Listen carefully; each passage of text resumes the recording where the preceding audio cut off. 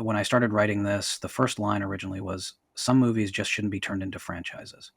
But you know what? I deleted that and wrote this new paragraph specifically because I don't think, honestly, that any films should be made into franchises. Don't get me wrong, I love a lot of sequels that were made with no other reasons than to capitalize financially on the success of the first.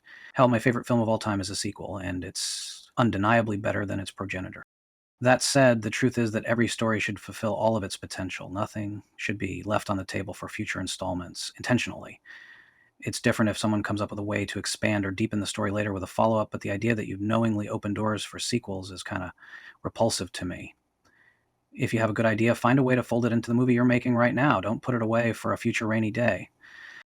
Jaws isn't a perfect film, but it's close. Just don't ask what happened to the barrels. It's the kind of film that's somehow bigger and more profound than the genre it falls inside. Jaws cannot be called anything but a horror movie, and yet that label almost feels too shallow for it. Maybe as horror fans, we have a little bit of self depreciation built into our hearts, but really, doesn't it sit better with you to call Psycho or Halloween or Texas Chainsaw Massacre a horror movie than applying the label to Jaws? And yet, Jaws is a movie about a terrifying creature that eats people. I mean, there's so much more to it, but that single line is overwhelmingly true. Jaws is a movie that seeks answers to what a man is. It does this by presenting three men, each about a decade apart in age from each other, from very different backgrounds. Quint is a greatest generation sort of guy, we know, because he literally tells us when he relays the story of the Indianapolis. Brody is a generation younger. He grew up with the suburbs already built and America thriving. He left the big city for a small town. It just happened to be on an island. And Hooper is the youngest. He comes from money and privilege, a few years out of college, but still very much full of that freewheeling spirit. The three are faced with a monster that's destroying Amity Island.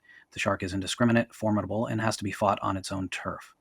I'll let you dig out what the shark specifically represents for yourself, but for our purposes here, let's just say that it stands for a grave threat to the American society.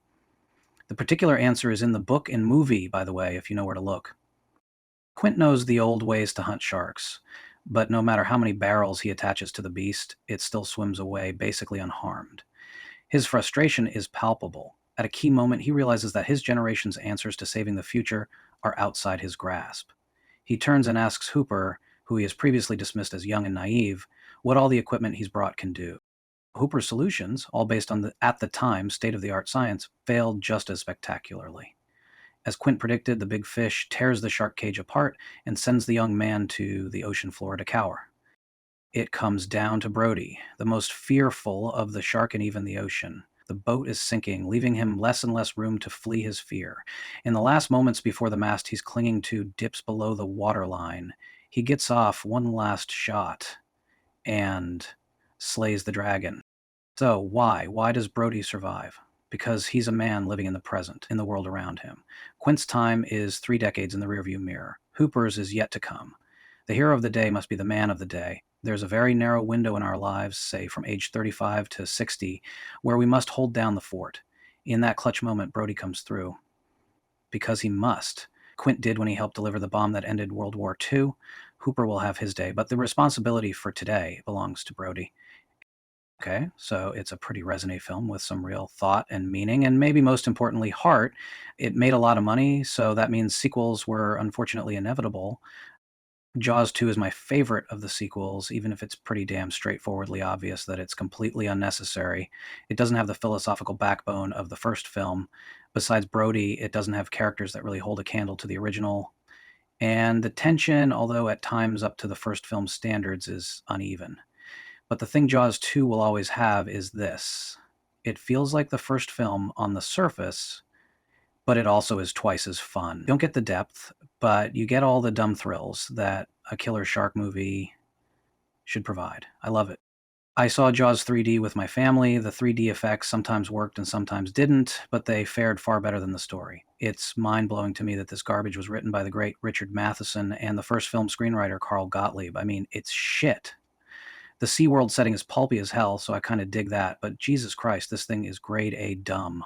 It is kind of awesome to see Manimal himself, Simon McCorkindale, face off against the big rubber shark, but mostly this is dire stuff. It barely has plot, so you can forget about subtext.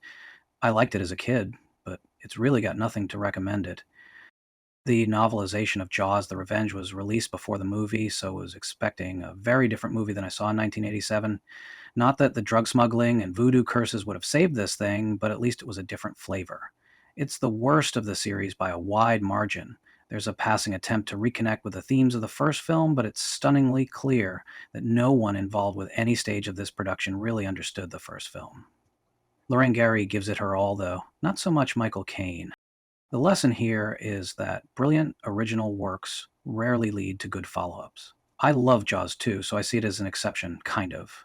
But the latter two films in this series cement the deal. You have to wonder what the teams behind those two could have done with an unrelated project that they actually had some passion for. As it stands, this franchise is a case study in diminishing returns.